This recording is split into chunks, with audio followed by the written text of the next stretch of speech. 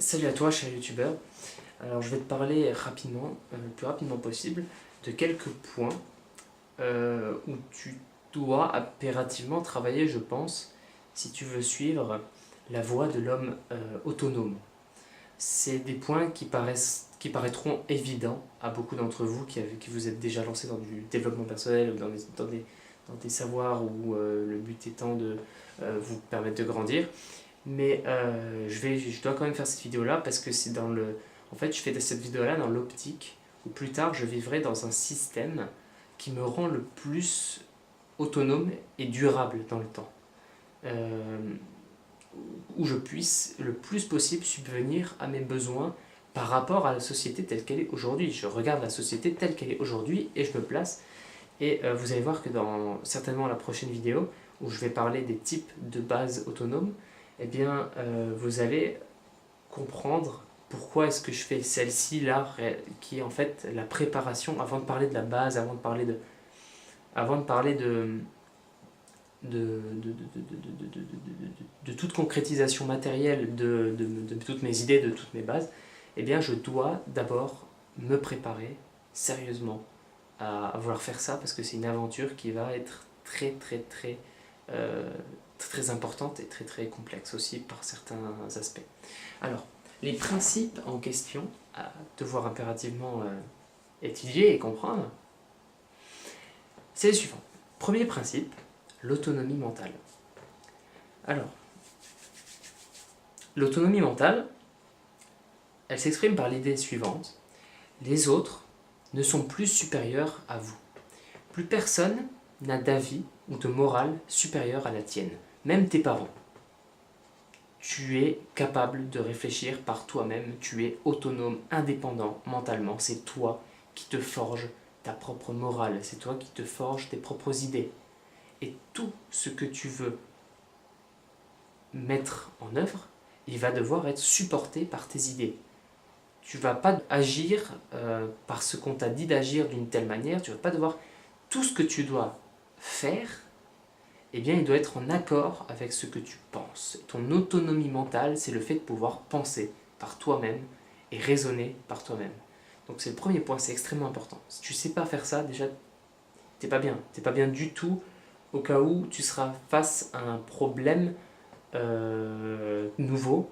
Il te faudra improviser. Pour improviser, il te faut une lecture du monde. Et pour avoir une bonne lecture du monde, eh bien, c'est quand même utile de pouvoir raisonner par toi-même au lieu de raisonner par des codes qu'on t'a rentrés dans le crâne étant plus jeune.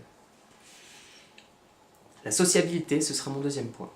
La sociabilité, avant de parler de toute base et de toute vie en autonomie, il y a bien une chose qui est importante. C'est de comprendre que le bonheur, au final, il est vrai uniquement lorsqu'il est partagé. N'est-ce pas, Into the Wild? Première chose, mais c'est pas que ça, la sociabilité c'est la base de tout. Exemple, si tu vis dans un éco-village ou dans une ville, n'importe où est-ce que tu peux vivre, tu vas forcément avoir besoin des autres parce que tu ne peux pas maîtriser tous les domaines. Tu ne peux pas planter des trucs d'un côté, aller faire ton bois de l'autre côté, forger tes outils de l'autre côté. Pour faire tout, tu dois être un surhomme, mon vieux. Et passer de ce qu'on est là aujourd'hui, des outils de société, à un mec capable de subvenir à tous ses besoins, on en est loin. Donc tu vas devoir avoir besoin de plein de gens. Imagine, tu fondes un éco-village dans lequel il y aura un forgeron, un tailleur, un tanneur, je sais pas, je dis n'importe, un boulanger bien évidemment à la base, un traiteur ou je ne sais pas, etc. Plein de rôles seront assignés et c'est pour ça que la sociabilité, dans tous ces rôles, dans tous les échanges entre chaque rôle, eh bien, elle est importante. Et même quand tu voudras construire ta ferme ou je ne sais quoi, de toute façon je parlerai de ça dans la prochaine vidéo, hein, les bases, tout ça, ça va être cool. Tu construis ta ferme, etc. Tu vas avoir besoin de tes voisins. Tu vas demander aux voisins, est-ce que tu peux m'aider à tenir une poutre, là il faut absolument que je fasse ça, j'ai pas envie d'appeler un mec qui va payer 1000 balles pour faire un truc de merde. Ben voilà, t'appelles ton voisin, etc. Donc tu vas devoir être sociable. Donc c'est vraiment la base de tout. C'est vraiment la base de toute évolution. Et croire qu'on peut vivre tout seul, à 100% tout seul, pour moi c'est une utopie, c'est bête et c'est inutile parce qu'on n'atteindra jamais un vrai bonheur. Troisième point, préparation émotionnelle. Alors c'est très important, je pense que je vais être assez bref. Toute situation imprévue crée forcément un trigger émotionnel dans ta tête et va forcément provoquer en toi une résonance, un état d'esprit qui va être plus ou moins contrôlé. Plus ton état d'esprit est contrôlé, de base, moins il va poser de problèmes et de friction et de tension. C'est-à-dire que, déjà contrôler, c'est peut-être pas un bon mot, parce que contrôler, c'est genre t'essaies de le tenir et c'est compliqué. Contrôler, ça veut dire que t'as déjà perdu en fait. T'es déjà dans l'état d'esprit, t'as déjà perdu quand t'essaies de le contrôler. Disons plutôt que tu vas te préparer émotionnellement, donc c'est la préparation émotionnelle, ça veut dire se préparer à justement ne pas tomber dans des états d'esprit nocifs qui vont nous faire agir trop vite. Parce que lorsqu'on était dans la nature, il y a 100 millions de ça, le moindre imprévu était dangereux, il pouvait aboutir à notre mort instantanément. Tu tombes sur un ours dans la forêt, forcément que là tu dois agir le plus vite possible. Donc tu vas arriver dans un état d'esprit émotionnel qui va impliquer de toi une fuite extrêmement rapide, et pleine d'adrénaline, tu vas pouvoir faire des trucs de ouf quand tu sors dans cet état-là, etc. Mais dans tous les cas, être dans cet état-là, c'est pas bon pour ton corps, surtout quand ça dure. Donc, il faut que... je te dis il faut carrément parce que c'est pour ta santé que je dis ça. Si tu n'es pas capable de te rendre compte que ces stress et ces piqûres émotionnelles que tu reçois tous les jours, si tu n'es pas capable de les intégrer en toi et qu'elles ne posent plus aucun problème, eh bien elles vont causer du stress, elles vont causer du cortisol, et ce cortisol-là, il va te bouffer ta race et tu vas finir avec un cancer à 50 ans et tu vas pas être bien du tout dans ta tête. Donc, vous pouvez vous renseigner sur le cortisol, ça fait vraiment... l'effet prolongé d'un corps au cortisol, ça fait mal, hein. C'est pas bon du tout. Hein. Donc la préparation émotionnelle, se préparer à toute éventualité, tout imprévu, en sachant, en vivant des situations et en tirant des leçons. C'est ça, le comment, c'est ça. En fait, tu essaies d'aller vivre des situations, toi aujourd'hui maintenant, tant qu'il n'y a pas de crise ni rien, et tu vas essayer de tirer des leçons de ça pour comprendre des choses sur toi. Et déjà, ce sera bien. Quatrième point. Vous allez devoir vous déterminer un champ de service. Ce que j'appelle un champ de service, c'est ce que vous allez être capable de faire. Ce sont vos domaines de compétences et c'est en fait un champ de service, on peut dire ça, on peut expliquer ça simplement par la phrase suivante. C'est ce que je peux faire ce que je peux faire pour les autres dans le cadre d'une vie en communauté. Imaginez, je vis dans un éco-village, mon champ de service, ça va par exemple être boulanger ou bricoleur. Je suis boulanger-bricoleur. Je peux t'aider à bricoler des trucs chez toi, on peut faire un peu de menuiserie, un peu ce que tu veux, un peu d'électricité, d'électricité si tu veux.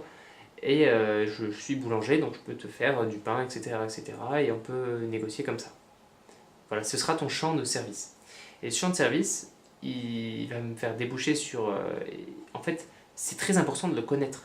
Parce que ça va te permettre à toi, lorsque tu vas discuter avec des gens, de te dire, dès que la personne va te demander un service, tu vas pas hésiter une seconde parce que tu connais tes champs de service, tu sais ce que tu vaux, et à partir de là, c'est important, c'est super important de se rendre compte de ça pour que le moment où tu arrives dans une discussion, eh ben, tu dis ah non, ça, là je peux t'aider, là je peux pas trop t'aider, écoute, je suis pas un professionnel, par contre là-dessus je peux t'aider, écoute, si tu veux, on peut même faire un petit échange, tu me files un peu de blé, je te file un peu de planches de bois que je vais couper, etc. Tu vois,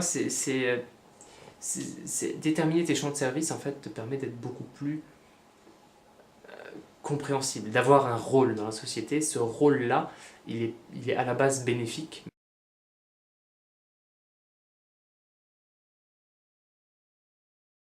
Le cinquième point, c'est la suite du quatrième, donc c'est tout simplement l'instruction pratique. Vous allez devoir apprendre apprendre deux choses en particulier.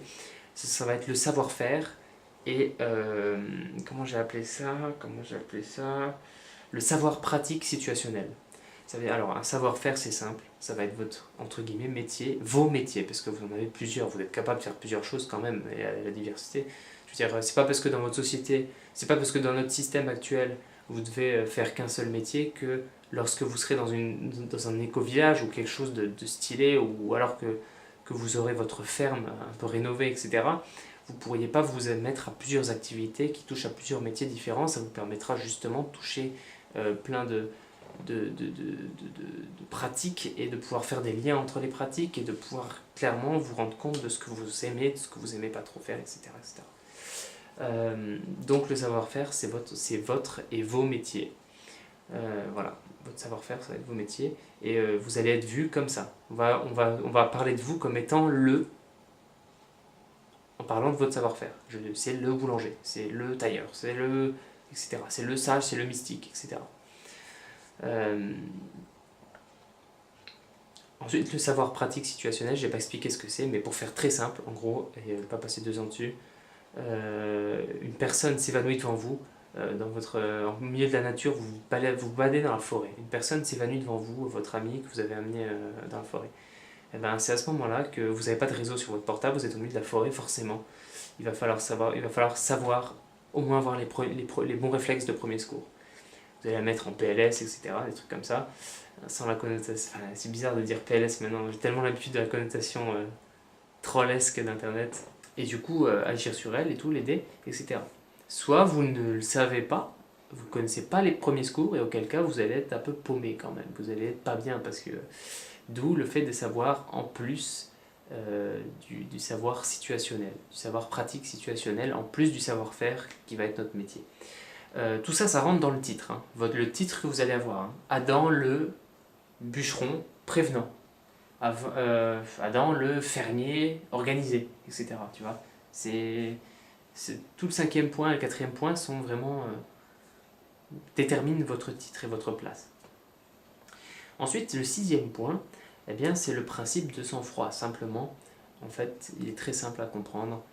Préparez-vous physiquement afin de vous forger une confiance en vous.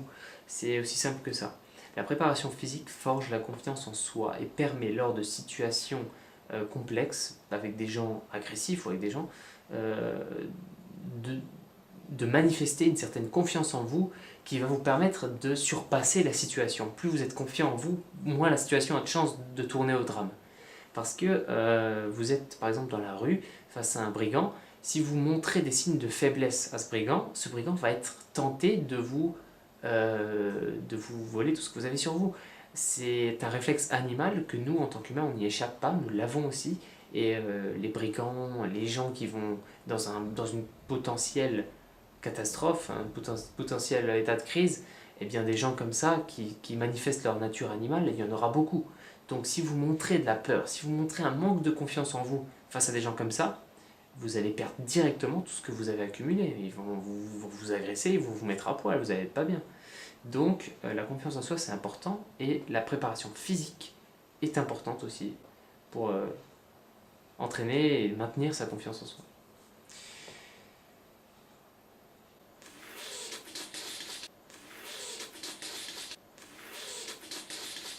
Entre autres, hein, il y a d'autres moyens. Principe de... ensuite, le dernier, le 7e, ça va être le principe du... comment je l'avais appelé? Fais attention à toi, bordel de merde. Voilà, principe du fais attention à toi, bordel de merde. Eh bien, en fait, c'est simple. C'est le principe qui te dit de te respecter, purée. Respecte-toi. T'as pas grand-chose à faire pour te respecter. T'as 3 choses à faire. Respecter ton alimentation. Si tu manges bien, tu vis bien. Tu es ce que tu manges. Respecter ton sommeil. Si tu dors bien, tu n'as aucun problème, tu récupères. Le sommeil, c'est la maintenance de ton corps et de ton mental. C'est la maintenance de tout ton corps, le sommeil. Donc si tu dors bien, tu maintiens bien ton corps. 3e point, la connaissance de ton mental. Et cette connaissance te permet de ne pas trop tomber dans des comportements qui vont te bouffer de l'intérieur. Tu te connais toi-même, du coup tu vas éviter de tomber dans des conflits inutiles, dans des comportements qui vont te bouffer de l'intérieur, et tu vas être vivable possible. En fait, ça va te permettre d'éviter des conflits. Et les conflits ne sont pas bons pour toi, ça va créer du cortisol. Si tu as trop de conflits dans ta vie, tu as trop de situations stressantes comme le travail aujourd'hui dans notre société, eh bien, tu vas avoir trop de cortisol régulièrement et tu vas terminer avec un cancer à 50 ans et tu vas être dégoûté de ta vie parce que ta vie sera de la merde. Voilà. Donc, c'est important de comprendre au moins ces 3 points-là, qui du coup sont le 7e point, qui est le principe du fais attention à toi, bordel de merde. Voilà. Respecte-toi. Sur ce, je vais terminer cette vidéo-là. Je vous dis salut. J'aurais bien peut-être un 8e point qui est l'utilitarisme. Principe de la communauté, principe de l'utilitarisme, principe de l'impartialité, qui serait en gros, c'est le principe bonus, voilà, c'est le bonus, je vous le donne, c'est gratuit. En gros, faites très attention à l'intérêt de la communauté. Faites particulièrement attention à l'intérêt de la communauté par rapport à votre intérêt personnel. Parce que votre intérêt personnel, c'est vos désirs, c'est vos trucs, c'est des choses qu'on vous a rentrées en tête, des choses que vous avez pu goûter à un moment, bref, etc. C'est pas toujours très important. Et on n'a pas tous les mêmes désirs. Donc par contre, l'intérêt de la communauté, c'est un intérêt qui fait plaisir à tout le monde. C'est ça l'utilitarisme. Et je pense que voilà, le principe bonus, ce serait de toujours agir de manière à ce que tout le monde puisse être heureux de ce que vous avez fait. Et c'est en soi une certaine forme de sacrifice de vos propres désirs pour la communauté. Et faites ça, vous allez voir, ça vous procure une forme de joie formidable lorsque tout se passe bien et lorsque tout le monde se comprend et ose se parler sincèrement. En plus de l'utilitarisme. Voilà, merci. Salut, ciao, bisous. YouTube y est, trop bien. Yeah. C'est quoi cette fin, sérieux? Putain.